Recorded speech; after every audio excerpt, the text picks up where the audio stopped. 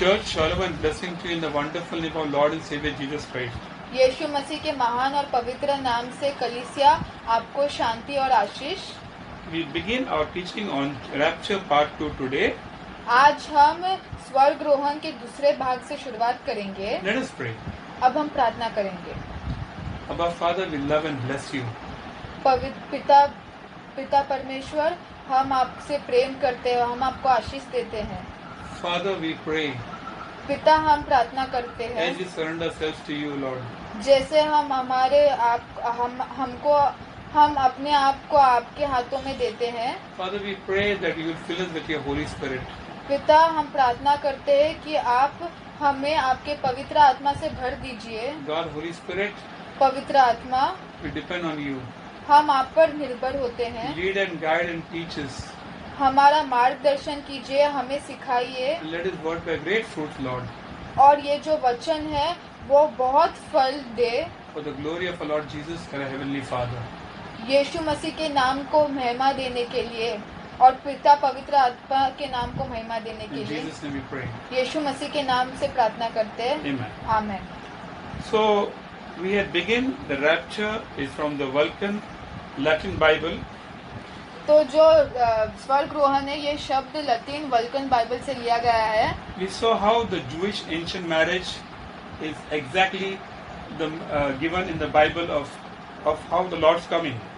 तो जो प्राचीन का जो यहूदियों की शादी की जो परंपरा है, वो यीशु मसीह के दूसरे बार आने से कैसे हमने तुलना करके देखा कि बहुत बातें उसमें समांतर है। Okay, let's move ahead. अब हम आगे बढ़ेंगे। We saw last time how Job faced the challenge from hell. पिछली बार हमने देखा था अय्यूब ने कैसे नर्क से चुनौतियों का सामना किया। Beloved, Job is the oldest book in the Bible. प्रियो, जो अय्यूब है वो सबसे पुरानी किताब है पवित्र शास्त्र में। And Job had no examples before him or exhortation before him. और अय्यूब के लिए कोई भी उदाहरण, कोई भी प्रोत्साहन नहीं था। And in Job 19:25 to 27, और जोब का अय्यूब का 19 अध्याय 39 से 27 वचन में 25 से 27 वचन में, माफ कीजिए, he says that although this flesh of mine will be destroyed, but I'll see the Redeemer of mine standing before me in my new flesh. तो वो कहता है कि चाहे मेरा जो शरीर है वो नष्ट हो जाए, मेरी खाल नष्ट हो जाए, फिर भी मैं मेरे उद्धारकर्ता को मेरे नए शरीर की आंखों से देखूंगा। Now, beloved, अब understand over here ये बात को समझो that when Jesus spoke in the gospel, he spoke about faith. कि जब भी यीशु मसीह ने जो पवित्र शास्त्र में बात किया, तभी उसने यीशु मसीह ने विश्वास के बारे में बताया। He said, will the son of man come to the earth, will he find faith on this earth?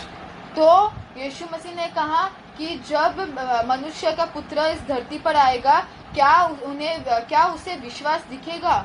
And you see over here, और इधर आप देख सकते हो, Job had that champion faith अय्यूब के पास वो योद्धा वाला विश्वास था, because he believed for the day of the rapture.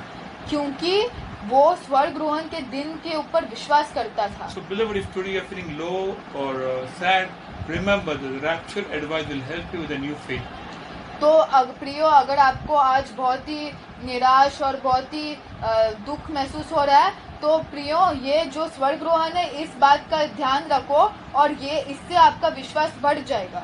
Hallelujah. Hallelujah. Let's see the different types of rapture in the Bible. अब हम स्वर्गरोहण के अलग अलग प्रकार पवित्र शास्त्र में जो दिए गए हैं उन्हें देखेंगे। The first is Enoch, Genesis 5:24. तो पहला है हनूक का उत्पत्ति का 5वां अध्याय 24 वचन में। So Enoch walked with God and he was taken away. इसमें लिखा है कि हनूक जो है वो परमेश्वर के साथ चला और वो उठा लिए गया। And he walked with God has got a lot of meaning you can study in detail. ये जो वो परमेश्वर के साथ चला, उसमें बहुत सारे मतलब, बहुत सारी बातें हैं जो आप बाद में पढ़ सकते हो। Second is Elijah the prophet, 2 Kings 2:11. दूसरा बात है एलिया जो भविष्यवक्ता था, दूसरे राज्य का दूसरा अध्याय 11 वचन, He was carried in a golden fiery chariot. वो जो है वो सुनहरे अग्नि के रथ में उठा लिया गया था। The third is of our Lord Jesus Christ, Mark 16 verse 19. तो तीसरा है हमारे यीशु मसीह का मार्कुस का 16 अध्याय 19 वचन। And the fourth rapture is of Apostle Paul, 2 Corinthians 12, 3 and 4. और जो चौथा स्वर्गरोहण है वो प्रेरित पौलुस का है, दूसरे कुरिन्थियों का 12 अध्याय 3 से 4 वचन। And the fifth is of Apostle John, Revelation chapter 4 verse 1 and 2. और पांचवा है भविष्य प्रेरित यूहन्ना का प्रकाशित वाक्य 4 अध्याय 1 से 2 वचन। And the sixth is of the two witnesses in the book of Revelation 11 verse 11 to 13. और जो छठवा है वो 2 गवाहों का स्वर्गरोहण है, प्रकाशित वाक्य का 11 अध्याय 11 से 13 वचन। I believe this is Enoch and Elijah, the two lampstands. मैं इस बात पर विश्वास करता हूँ कि जो इनोक और एलिया है वो 2 दीप स्तंभ है। According to Hebrew 9 verse 27, इब्रानियों का 9वां अध्याय 27 वचन के it अनुसार says, it is appointed for once for man to die and then is the judgment. इसमें लिखा है कि ये निश्चित किया गया है मनुष्य को एक बार मरना और फिर न्याय होगा। Amen. So we are not explaining all, but this is important, so I explain it to you. तो अब हम पूरे बातों को मैं बताऊंगा नहीं, पर ये जो है वो बहुत महत्वपूर्ण है, इसलिए मैं बता रहा हूँ। Then the seventh one is in Revelation 12 verse 5. तो जो 7वां स्वर्गरोहण है वो प्रकाशित वाक्य का 12 अध्याय 5वें वचन में है। And one more is there, और एक है Revelation 7, 13 and 14. जो प्रकाशित वाक्य का 7 अध्याय 13 और 14 वचन। Now this Revelation 12 verse 5 is of the woman Israel. तो अभी जो प्रकाशित वाक्य का 12 अध्याय 5 वचन का जो है वो जो औरत है और इजराइल के बारे में है। It's she and she is a mother. और वो जो है जो औरत जो है वो माँ है। Son is Jesus Christ. जो बच्चा है पुत्र है वो यीशु मसीह है। Okay. Now let's read the other one, Revelation 7, 13 and 14. अब हम दूसरा वाला पढ़ेंगे जो प्रकाशित वाक्य का 7 अध्याय 13 और 14 वचन। धर्मवृत्तों में से एक ने मुझसे कहा, क्या तुम जानते हो ये श्वेत वस्त्र पहने हुए लोग कौन हैं? वे कहाँ से आए हैं? मैंने उससे कहा, हे स्वामी, आप ही जानते हैं। तब उसने मुझसे कहा, ये वे हैं जो भयंकर कष्ट भोग कर आए हैं। इन्होंने अपने वस्त्र मेमने के लहू में धोकर श्वेत किए हैं। So beloved, please understand this. तो प्रियो, इस बात को कृपया समझिए That during a time of great tribulation also, कि महाप्रलय के समय में भी God allowed people to be raptured, those who believe in His Son Jesus. परमेश्वर ने जो अपने पुत्र पर विश्वास करते हैं उनको उनका स्वर्गरोहण होने के लिए दिया। So God wants people to be saved and be raptured, beloved. तो परमेश्वर लोगों को बचाना चाहते हैं और ताकि उनका स्वर्गरोहण हो। And therefore Apostle Paul encourages over here in Thessalonica people, to the Thessalonians. अब जो प्रेरित पौलुस है वो इसीलिए थेसलोनिका के जो लोग हैं उनको उत्साहित करता है। He says in 1 Thessalonians 4:18. तो पहले थेसलोनियंस का 4 अध्याय 18 वचन में कहता है, He said, therefore comfort one another with these words. वो कहता है कि इस शब्दों से इन बातों से एक दूसरों को सांत्वना दो। What comfort? क्या सांत्वना? Because the dead in Christ will rise first on the day of rapture. क्योंकि जो मरे हुए हैं वो स्वर्गरोहण में पहले वे जिलाए जाएंगे Trusting in Christ Jesus. जो यीशु मसीह में विश्वास करते थे। And then we will be caught up. और फिर हम उठा लिए जाएंगे। So he was telling them, don't grieve over all these things. तो वो उनसे कह रहा था कि इन बातों के लिए दुख मत मनाओ। Because our redemption is coming near. क्योंकि हमारा जो उद्धार है वो पास आ रहा है। Soon we'll be going to Zion. जल्दी ही हम सियोन जाएंगे। Remember that song. याद है वो गाना, सियोन देश हमारा देश, रहते हम परदेश. सियोन देश हमारा देश, रहते हम परदेश. We should also remember Charles Spurgeon would tell his wife, "Don't bother about me. I might be raptured on the road." हमने ये बात को भी याद करना चाहिए कि कैसे यीशु मसीह का जो प्रचारक था चार्ल्स स्पर्जन, वो अपने पत्नी से कहता था कि मेरे लिए रुको मत, मेरा स्वर्गरोहण हो सकता है.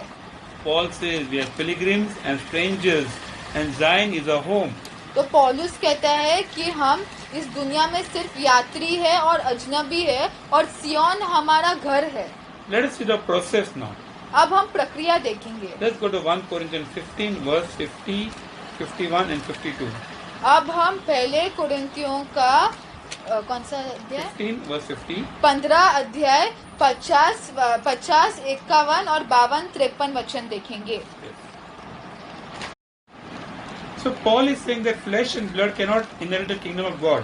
तो पौलुस यहाँ पर कहता है कि जो मांस और लहू है वो राज्य का अधिकारी नहीं हो सकता है. Because human mind cannot understand God's things. क्योंकि जो इंसानी दिमाग है वो परमेश्वर की राज की बातें नहीं समझ सकता. And verse 51 it says, और behold, और 51 वचन में कहता है, I tell you a mystery, we will not all sleep, but we will all be changed. ये यहाँ कहता है कि मैं तुम्हें एक राज की बात बताता हूँ कि हम सब we will not all, We will all be changed. हम देखो मैं तुमसे भेद की बात कहता हूँ, हम सब नहीं सोएंगे परंतु सब बदल जाएंगे. It says we कहता है हम will be changed. हम बदल लिए What is जाएंगे. the change? ये बदलना क्या है? This is the new glorified bodies, beloved. ये जो नया महिमापूर्ण शरीर है, ये वो है प्रियो. And he says in verse 52, in a moment, in a twinkling of an eye, और जो 52 वचन में कहता है कि यह क्षण भर में पलक मारते ही. and he says in the latter part, the dead will be raised incorruptible and we will be changed. और वे कहता है, और इस वचन में बाद में कहता है कि जो मर गए थे वो जिलाए जाएंगे और हम जो है वो बदल जाएंगे. And verse 53 says, और 53 वचन में कहता है, for this corruptible यह अनिवार्य है कि यह नाशवान must put on incorruption. जरूरी है कि अविनाशी को पहने. It is must. ये जरूरी है, There is no other choice. कोई और तरीका नहीं है. And how this will happen? और ये कैसे होगा? With the twinkling of an eye, less than a second. ये एक पलक झपकते ही होगा, क्षण से भी कम समय में. Amen. Now Amen. you should understand there are only two people who are in heaven for many years. अब हमने ये बात समझनी चाहिए कि जो दो लोग हैं जो स्वर्ग में बहुत ही समय से है. Enoch is in heaven for 5,000 plus years. हानुक जो है वो स्वर्ग में 5,000 सालों से ज्यादा है. And Elijah the prophet is 2,500 years plus. और एलिया जो भविष्यवक्ता है वो 2,500 सालों से भी अधिक स्वर्ग में है. God has kept them for a particular purpose. जो यीशु मसीह परमेश्वर ने उन्हें एक खास मुद्दे के लिए रखा है, मकसद के लिए रखा है. Would they be able to stand or survive on earth, beloved? क्या ये जो दो लोग वो धरती पर रह सकते थे? No, beloved. नहीं प्रियो. Because after the fall of Adam, क्योंकि आदम के गिरने के बाद it gave birth to sin and curse. जो गिरना है उसने पाप और श्राप को उत्पन्न किया. Disease and death. बीमारी और मृत्यु को उत्पन्न किया. Corruption and pollution. जो नाश, जो भ्रष्टाचार और प्रदूषण है उसे उत्पन्न किया. And so on. और बहुत सारी बातें. The things which are supposed not to be in God's agenda that happened. तो जो यीशु परमेश्वर के जो उद्देश्य में था वो जो नहीं होना चाहिए था वो हो गया. So the Lord will take away His bride, the church. तो यीशु मसीह जो है वो अपनी दुल्हन को लेके जाएगा जो कलीसिया है. Beautify and strengthen her. उसे सुंदर करेगा और उसे और मजबूती प्रदान In करेगा. the meantime, और वही समय में He'll deal with the things on this earth. जो दुनिया में लोग हैं, वो जो दुनिया में चीजें हैं, उनसे यीशु मसीह उनसे उनका सामना करेगा। against lawlessness, wickedness, और जो बुरी बातें हैं, जो कुरूपता है, and after 7 years, और 7 सालों के बाद he will bring back his bride. वो वापस अपनी दुल्हन को यीशु मसीह लेके आएगा। You remember in Genesis, the angels could not do anything till they moved Lot from that place. तो आपको याद है कि उत्पत्ति में जब तक स्वर्गदूत कुछ नहीं कर सका जब तक उसने लूत को उस जगह से नहीं निकाला। So the same over here, beloved. तो वैसे ही यहाँ पर भी है प्रियो। The Lord will come to rule for 1,000 years. तो यीशु मसीह परमेश्वर 1000 सालों के लिए यहाँ पर राज करने के लिए along with आएंगे, you and me, मेरे और आपके साथ। the glorified bride of Christ. जो महिमापूर्ण यीशु मसीह की दुल्हन है उसके साथ। Revelation 20 verse 6 and 7. प्रकाशित वाक्य का 20 अध्याय 6 और 7 वचन। Beloved, प्रियो, I emphasize this मैं इस बात पर जोर देता हूँ because the rapture is the second phase for a glorious Christian living.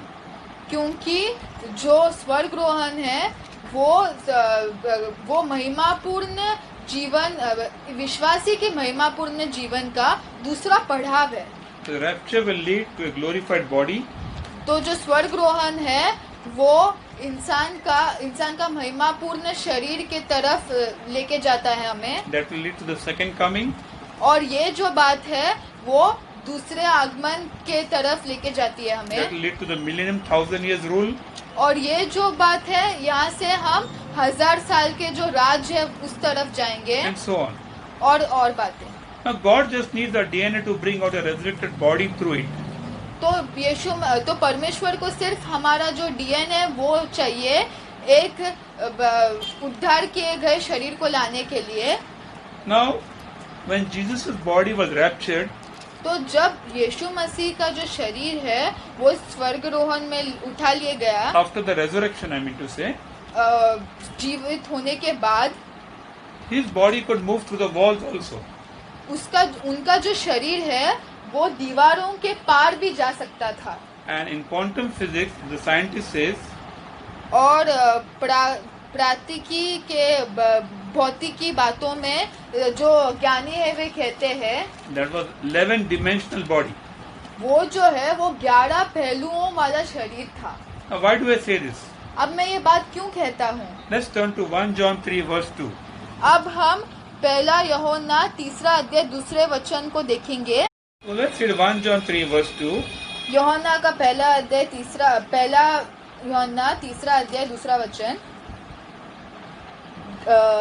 हे भाइयों, अभी हम परमेश्वर की संतान है, अब तक यह प्रकट नहीं हुआ कि हम क्या कुछ होंगे।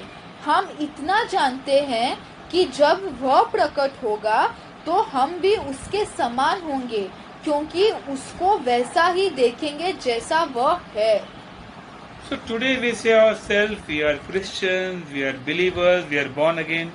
अब आज जो है हम अपने आप को देखते हैं कि हम विश्वासी है, हमने दूसरा जन्म पाया है। हम इस रूप से हम अपने आप को देखते हैं। But Apostle John says, पर प्रेरित यूहन्ना यह कहता है, when he is revealed, जब वो प्रकट होगा we will be like him हम उनके समान होंगे and we will see him और हम उन्हें देखेंगे just as he is. जैसा वह है। What do you mean by this? अब इससे क्या समझ आता है हमें? He says, when we'll see him, we'll be caught up in the air. जब हम उन्हें देखेंगे, हम हवा में उठा लिए जाएंगे। We will see Jesus in his glory. हम यीशु मसीह को उनके महिमा में देखेंगे। We will not see him like the carpenter's son, हम उन्हें सुतार के बेटे के रूप में नहीं देखेंगे, but we will see Jesus, पर हम यीशु मसीह को उस रूप में देखेंगे whose hair was like the wool, shining wool, जिनका बाल चमकते हुए ऊन के समान था, whose eyes like flaming fire, जिनकी आंख जलती हुई अग्नि के समान थी, whose face was shining like the noonday sun. और जिनका चेहरा जो दोपहर का चमकता हुआ सूर्य के समान। The glory was so powerful जो महिमा है वो इतनी शक्तिशाली थी that in Revelation chapter 1 verse 17, कि प्रकाशित वाक्य पहला अध्याय 17 वचन में that John who was such a close friend of Jesus on earth, कि जो यूहन्ना इस दुनिया में जो यीशु मसीह का इतना अच्छा दोस्त था, but when he saw Jesus in his glory, पर जब उसने यीशु मसीह को महिमा के रूप में देखा, he fell down like a dead body. वो मरे हुओं के समान यीशु मसीह के पैरों पे गिर गया. And here it says, we will see him as he is. और यहाँ पर कहता है कि हम यीशु मसीह को जैसा वह है वैसा हम उन्हें And we देखेंगे will be like him. और हम उनके समान होंगे. What is it like him? ये जो उनके समान, इसका अर्थ क्या है? When Jesus will have a glorified body, कि यीशु मसीह का महिमापूर्ण शरीर होगा, महिमापूर्ण रूप होगा, and we also will have a glorified body. और हमारे पास भी महिमापूर्ण शरीर होगा. Because only with glorified bodies, क्योंकि सिर्फ महिमापूर्ण शरीर से we can withstand God's glory. हम यीशु मसीह के महिमा का सामना कर सकते हैं. So we are so blessed to see Jesus in his glory. तो हम देख सकते हैं कि हम कितने आशीषित हैं कि हम यीशु मसीह को उनके महिमापूर्ण शरीर में देख सकते हैं, रूप में देख सकते हैं. And this is what I understand in John 10:34. Jesus said, और ये बात जो मैं समझता हूँ कि यूहन्ना 10:34 अध्याय में, यूहन्ना 10 अध्याय 34 वचन में कहता है, Lord Jesus said, you are gods. यीशु मसीह ने कहा तुम देवता हो. So we will be like him. तो हम उनके समान So होंगे. every word of God has got deep meaning, beloved. तो यीशु मसीह का हर वचन उसका बहुत गहरा अर्थ है. It's only the sweetest Holy Spirit who can reveal to us. ये केवल प्रिय पवित्र आत्मा हमें दिखा सकती है. Thank you, precious Holy Spirit. प्रिय पवित्र आत्मा, आपका शुक्रिया करते हैं. Glory to Jesus.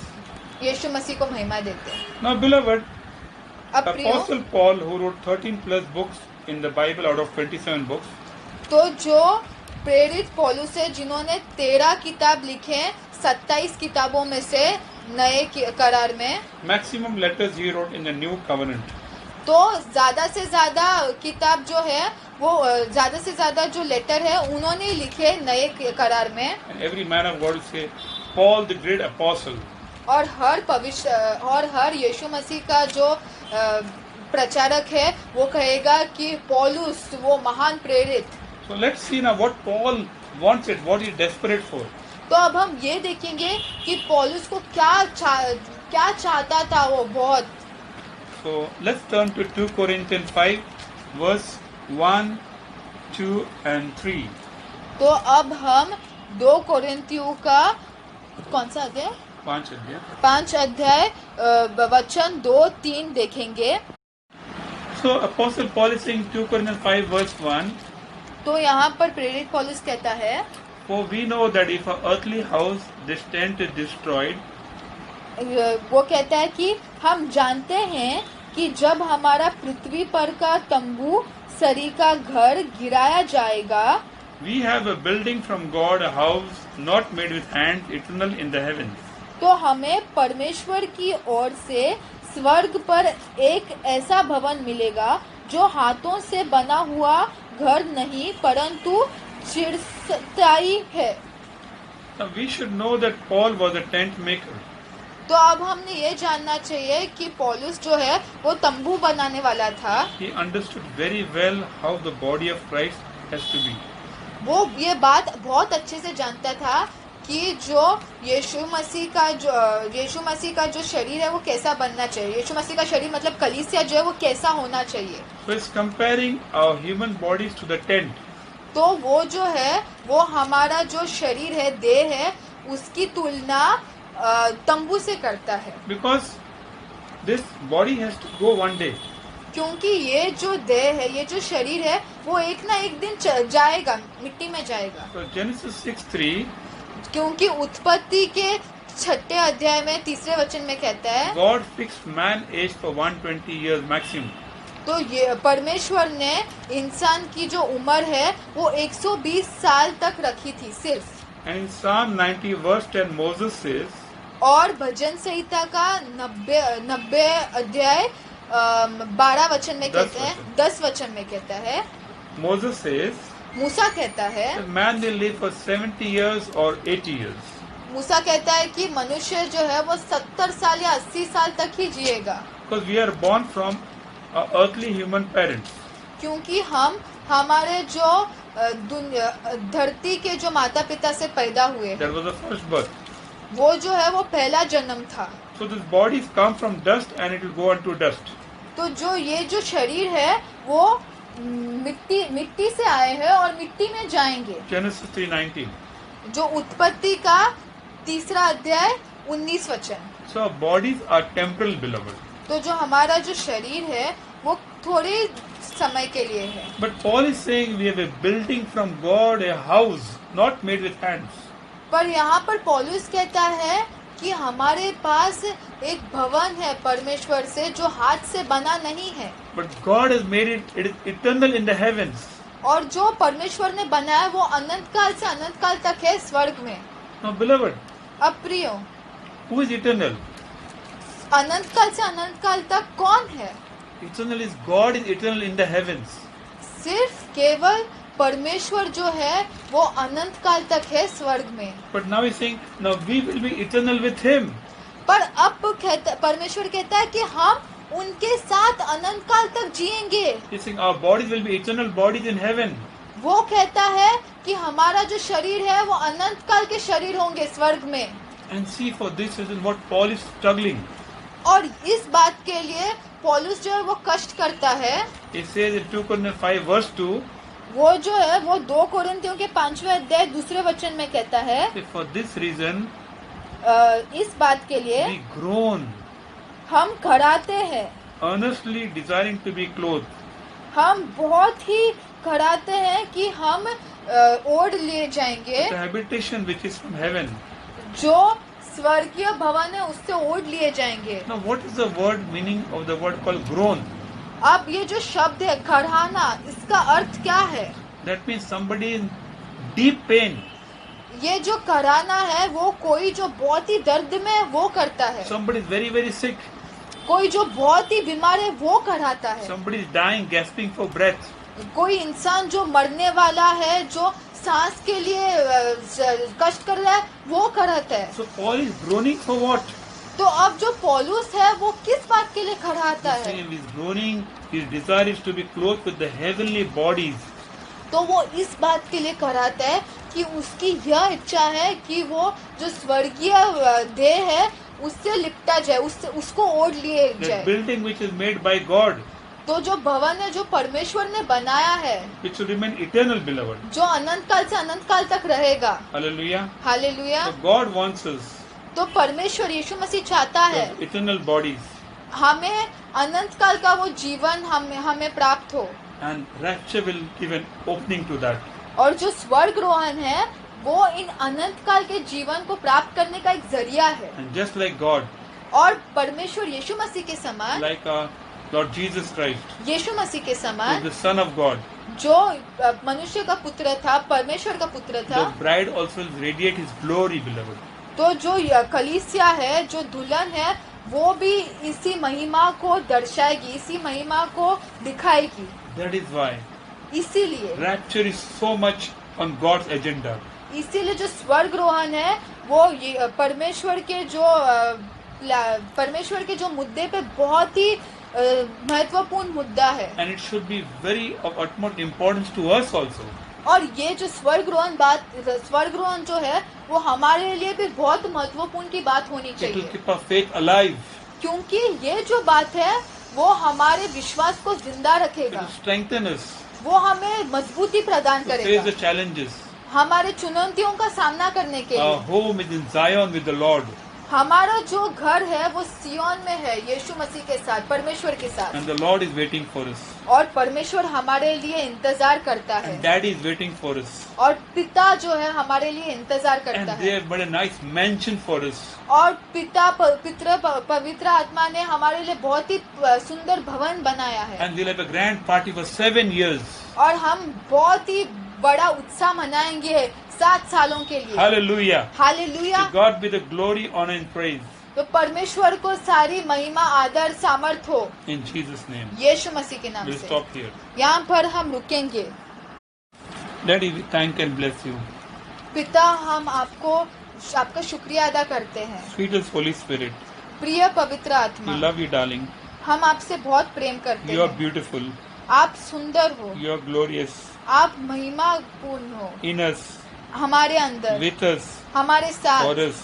हमारे लिए। You are very, very sweet, Lord. आप बहुत ही सुंदर है परमेश्वर। Without you, God, Holy Spirit, आपके बिना पवित्र आत्मा we would be nowhere. हम कहीं पर नहीं But होते, because of your leading, पर आपके कारण, आपके अगुवाई के कारण, because of your guidance, आपके मार्गदर्शन के because you कारण, reveal the truth to us, क्योंकि आप हमें सारी सच्चाई की बातें दिखाते हैं, then we can always glorify our Lord Jesus ताकि हम हमेशा हमारे यीशु मसीह की महिमा कर and our सकें Heavenly Father. और हमारा स्वर्गीय पिता, And we can love everyone और हम सबसे प्रेम कर with the सकें love of God. परमेश्वर के प्रेम से। Thank you, Father. आपका शुक्रिया We करते हैं give you all the पिता। glory, honor, and praise. आपको हम सारा आदर और महिमा देते हैं। In Jesus' name we pray. यीशु मसीह के नाम से प्रार्थना करते हैं, Amen. आमीन। God bless you. आपको यीशु मसीह आशीषित करे।